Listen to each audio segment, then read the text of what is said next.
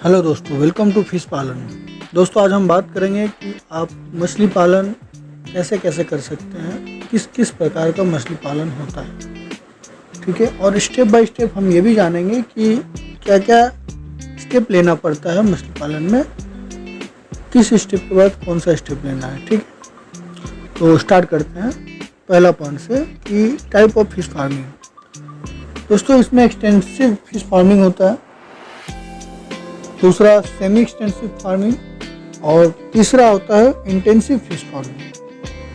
अब बात करते हैं पहला जो है इंटेंसिव फिश फार्मिंग। उसमें क्या होता है, उसमें आप नॉर्मली जो ट्रेडिशनल तरीका है उस तरीके से आप मछली पालन करते हैं, मतलब ला करके सीड डाल देते हैं तालाब में और उसमें आप मतलब प्लैंकटन के भरोसे आप छोड़ देते हैं और कोई फीडिंग वीडिंग नहीं कराते हैं और 6 महीना में तो नहीं, साल भर में तकरीबन आपका प्रोडक्शन तैयार हो जाता है, जिसमें हम 1 हेक्टेयर में मिनिमम 1000 kg यानी कि 1 टन का प्रोडक्शन ले सकते हैं।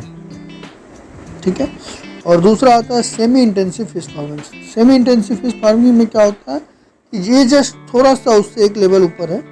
लाइक इसमें भी हम ट्रेडिशनल तरीके से ही करते हैं, पहले ला करके कहीं से सीड डाल देते हैं खरीद करके किसी हेचरी से, और फिंगरलिंग और या ईयरलिंग, और उसके बाद उसमें हम राइस ब्रान खल्ली वगैरह खिलाते रहते हैं, मिनरल्स वगैरह मिक्स करके नॉर्मल तरीके से जो खिलाया जाता है वैसे खिलाते हैं। तो इस पद्धति से अगर हम करते हैं तो आपका 2 से 3 टन का प्रोडक्शन पर हेक्टेयर आप आराम से निकाल सकते हैं।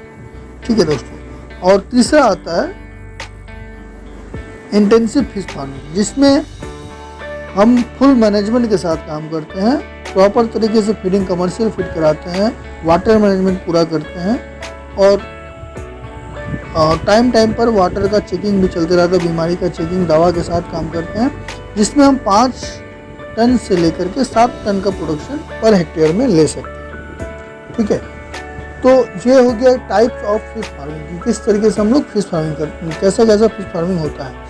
अब different way of fish farming, मतलब किस किस तरीके से हम फिश फार्मिंग कर सकते हैं आज के समय में, जिसमें मैं आपको 5 तरीका बताने वाला हूँ। पहला आता है तालाब में मछली पालन, दूसरा आता है बायोफ्लॉक पद्धति, और तीसरा आता है RS पद्धति, चौथा केज सिस्टम, पांचवा इंडोर फिश फार्मिंग। ठीक है, एक एक करके बात करते हैं। पहला तालाब में मछली पालन। तालाब में क्या होता है कि हम जो हमारा ट्रेडिशनल तरीका है, काफ़ी मतलब शुरू से सदियों से चला आ रहा है कि हम एक तालाब में मछली पालते हैं, जीरा ला करके कहीं से डाल देते हैं, उसे कमर्शियल फीड कराते हैं। तो ये हो गया जो कि सबसे आसान और सुरक्षित तरीका है और लाखों टन प्रोडक्शन इससे किया जाता है।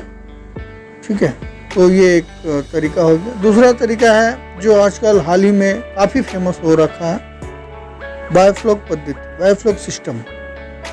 इसमें हम क्या करते हैं कि बायोफ्लॉक सिस्टम में हम लोग एक टैंक बनाते हैं जो कि 10,000 लीटर का या 25,000 लीटर का होता है, जिसमें आपका 25 से 30,000 एक टैंक में खर्चा आता है। वो टारपोलिन का होता है, टैंक टाइप का होता है। ठीक है, और उसमें हम प्रोडक्शन लेते हैं। उसमें एक प्रॉब्लम ये है कि उसमें हम IMC नहीं कर सकते। IMC मतलब इंडियन मेजर कार्प, रोहू, कतला, मृगल, ग्रास कार्प, ये सब नहीं कर सकते। उसमें हम सिर्फ कैटफिश कर सकते हैं, बहुत अच्छे से होता है उसमें। और एक 10,000 के टैंक में हम 3 से 4 क्विंटल मछली, मतलब 300 से 400 किलो मछली हम प्रोडक्शन ले सकते हैं एक सीजन में, यानी कि 6 महीने में। ठीक है, ये हो गया बायोफ्लॉक सिस्टम। और अब आता है तीसरा नंबर RAS सिस्टम। ठीक है, इस सिस्टम में क्या होता है कि ये सेम एज बायोफ्लॉक ही होता है, बट इसमें क्या होता है, ये थोड़ा महंगा आता है।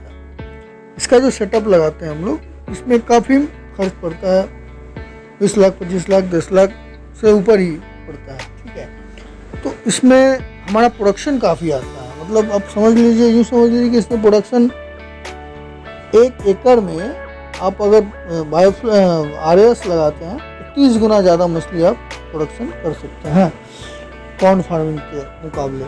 ठीक है, बट ये थोड़ा महंगा आता है। चौथा नंबर पे आता है केज कल्चर। ठीक है, केज कल्चर में क्या होता है, इस सिस्टम में आपको नदियाँ, झील, समुद्र या फिर सरकारी रिजर्वायरों में कुछ जगहों पर नेट और प्लास्टिक का डब्बा या लकड़ी का उपकरण बना करके उससे घेरा जाता है, चारों तरफ से घेरा जाता है। ये बहुत आसान और प्राचीन तरीका है। ये अभी ज़्यादातर समुद्रों और नदियों में किया जाता है। ठीक, अब आते हैं पांचवा, इंडोर फिश फार्मिंग। ये इसमें क्या होता है, इसमें ये होता है कि घर या बंद जगह पर आप, आजकल लोग पहले के पुराने विधि पर निर्भर नहीं है, नए नए तकनीक यूज़ करके घरों या छतों पर भी मछली पालन किया जा सकता है। जैसे पीवीसी टैंक, स्टील टैंक या सीमेंटेड टैंक लगाकर बस पानी का परिवर्तन करना है, क्वालिटी मेंटेन करना है और बराबर पानी को चेकअप करते रहना, ऑक्सीजन दे करके उसमें हम लोग घर पे भी, छत पे, घर पे भी कर सकते हैं टैंक बना करके। तो ये तरीका होता है, यानी इस तरीके से आप मछली पालन कर सकते हैं।